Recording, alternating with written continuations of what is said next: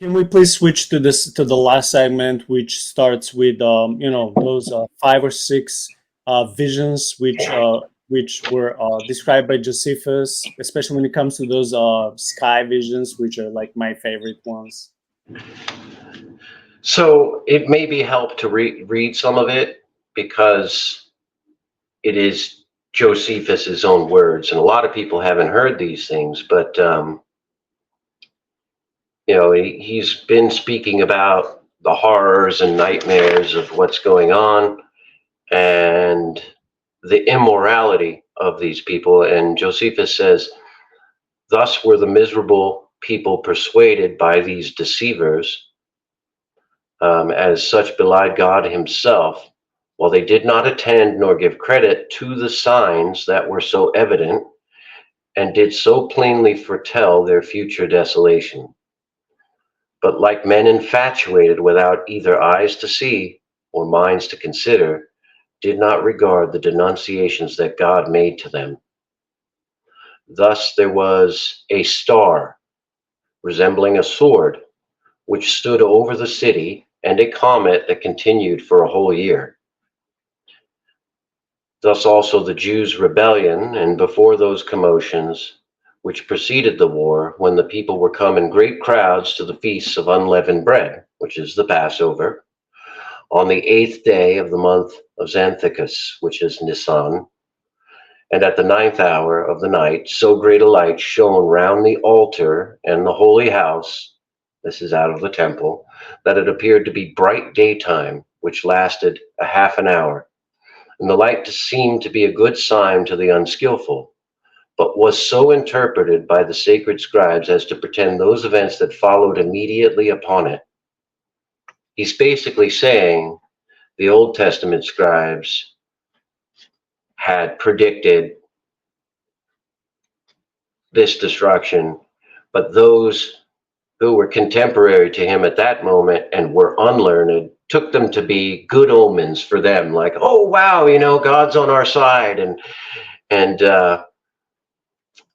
So this light seemed to be a good sign to the unskillful. Anyway, at that time, at that same festival, a heifer, as she was led by the high priest to be sacrificed, brought forth a lamb in the midst of the temple. So you have Passover, the final one with a standing temple, and a heifer is being brought in to be sacrificed, and it gives birth to a lamb. In the midst of the temple. Moreover, the eastern gate of the inner court of the temple, which was of brass and vastly heavy, and had been with difficulty to shut by 20 men, and rested upon a basis armed with iron, and had bolts fastened very deep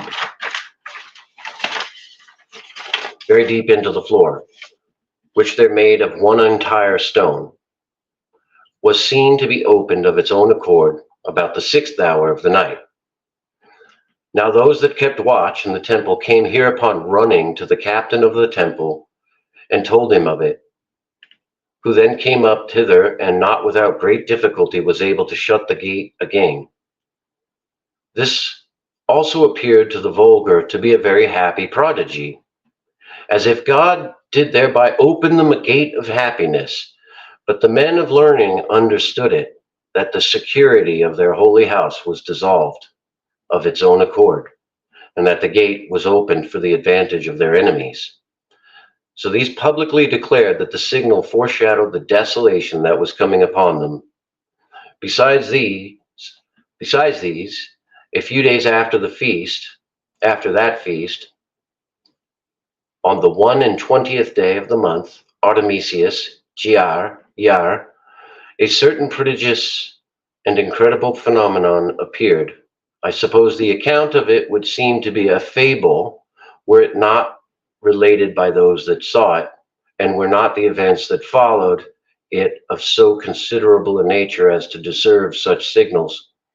For before the sun setting, chariots and troops of soldiers in their armor were seen running among the clouds and surrounding of cities.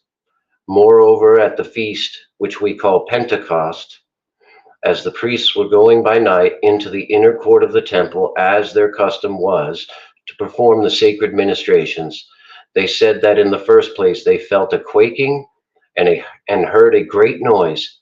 And after that they heard the sound of a great multitude saying, "Let us remove hence," or "Let us depart hence," or "Let us now leave." But what is still more terrible, there was one Jesus, the son of Ananus. This is his. He would have also been called Joshua, which would have been Jesus's name. Uh, More accurately in English would be Joshua, but it's because the Latinization turned into Jesus. But um, a plebeian and a husbandman, so he was poor and raised animals, basically. Um, who 4 years before the war began, and at the time when the city was in very great peace and prosperity, came to the feast, whereupon it is our custom for everyone to make tabernacles to God in the temple. Feast of Booths or Feast of Tabernacles, began on a sudden to cry aloud, "A voice from the east, a voice from the west, a voice from the four winds, a voice against Jerusalem and the holy house, a voice against the bridegrooms and the brides, and a voice against the whole people." This was his cry, and he went about day and by night in all the lanes of the city. However, certain of the most eminent among the populace had great indignation at this dire cry of his, and took up the man and gave him a great number of severe stripes. Yet did not he either say anything for himself, or anything peculiar to those that chastised him, but still went on with the same words which he cried before. Hereupon our rulers, supposing, as the case proved to be, that this was sort of a divine fury in the man, brought him to the Roman procurator, where he was whipped until his bones were laid bare. Yet he did not make any supplication for himself, nor shed any tears, but turning his voice to the most lamentable tone possible at every stroke of the whip, his answer was, "Woe, woe to Jerusalem." And when Albinus, for he was then procurator, asked him who he was and whence he came, and why he uttered such words, he made no manner of reply. But he said, reply to what he said, but still did not leave off his melancholy ditty, till Albinus took him to be a madman and dismissed him. And now during all the time that passed before the war began, this man did not go near any of the citizens, nor was he seen by them while he said so. But he every day uttered these lamentable words, as if it were his premeditated vow. "Woe, woe to Jerusalem." Nor did he give ill words to any of those that beat him every day, nor good words to those that gave him food. But this was his reply to all men, indeed no other than a melancholy presage of what was to come. This cry of his was the loudest at the festivals, and he continued this ditty for 7 years and 5 months, without growing hoarse or being tired therewith, until the very time that he saw his presage in earnest fulfilled in our siege, when it ceased. For as he was going around upon the wall, he cried out with his utmost force, "Woe, woe to the city again, and to the people, and to the holy house." And just as he added the last, "Woe, woe to myself also," there came a stone out of one of the engines and smote him and killed him immediately, as he was uttering the very same presage he gave up the ghost. So basically, you have all these fairly amazing signs. You have a star in the shape of a sword. I remember the first time I read that, I thought, could it also have been shaped like a cross?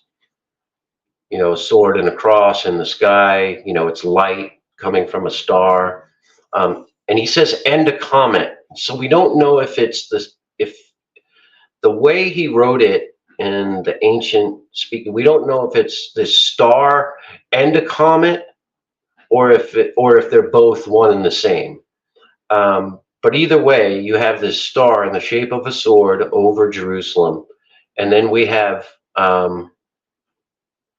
like I was thinking, because Jesus said, then you will see the sign of the Son of Man in the heavens, and then he will come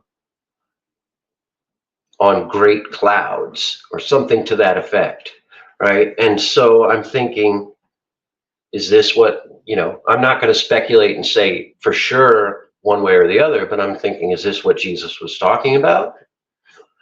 Um, and was this a sword, or is that just Josephus's perspective? Was it a cross? Because I could see a sword looking like a cross if it's pointed downward. But either way, it seems very clear that it's a divine sign pointing at Jerusalem's destruction. Either it's the sword being destroyed by the sword, or it's a cross being destroyed by the Lord.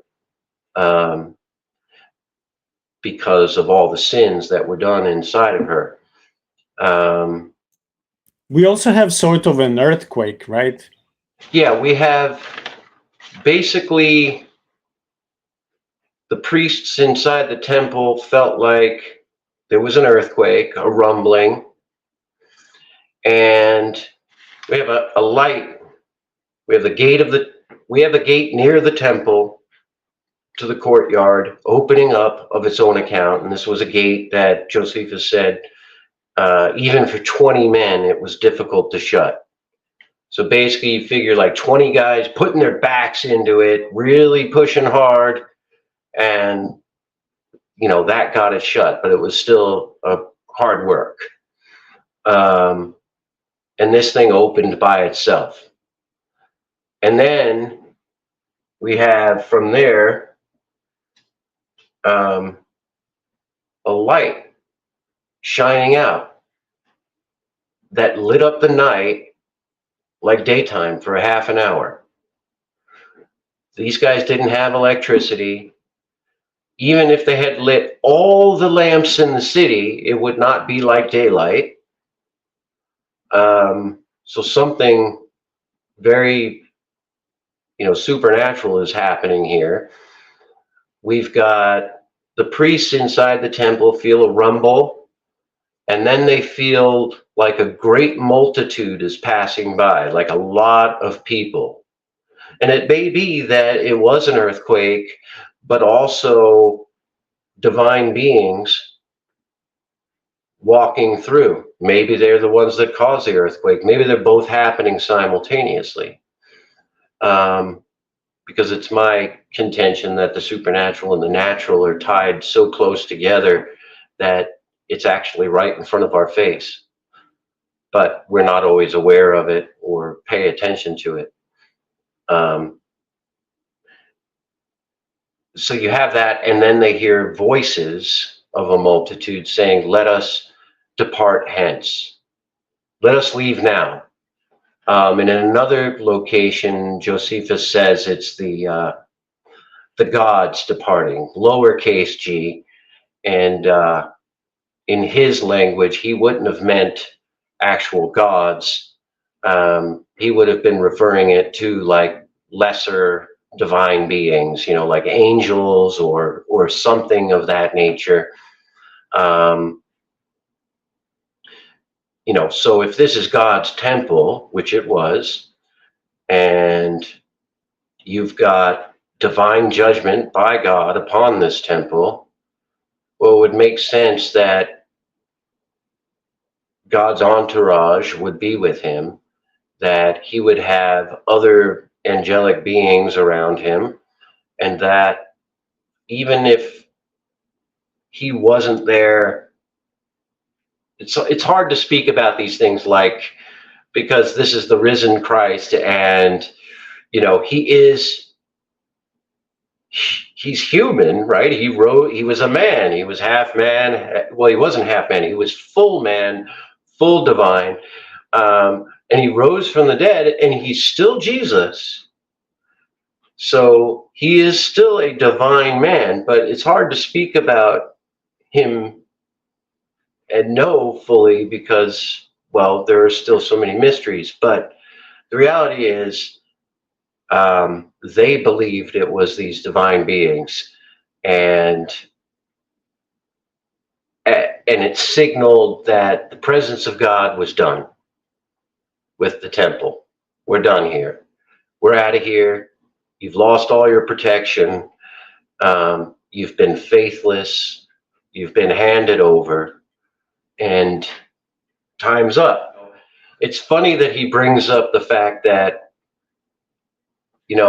I wouldn't mention this except so many people saw it in reference to these armies in the clouds, but he doesn't say that about the heifer giving birth to the lamb, which is also pretty darn incredible, and very unnatural, right?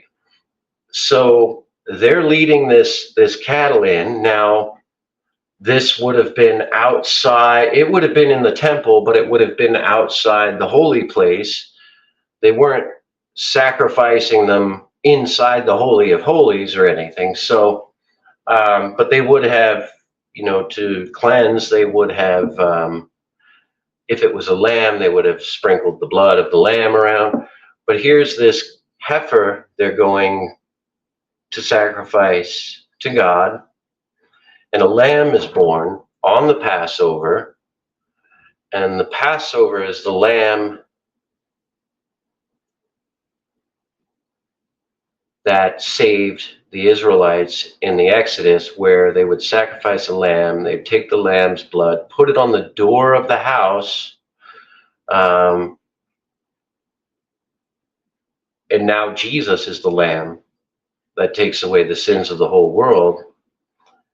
And so this is pretty clearly a symbol of, hey guys, we're in a new age now. You've lost your protection. You've rebelled against me. You've brought a sacrifice that I didn't want. Just like David says, burnt offerings and sacrifices you did not desire.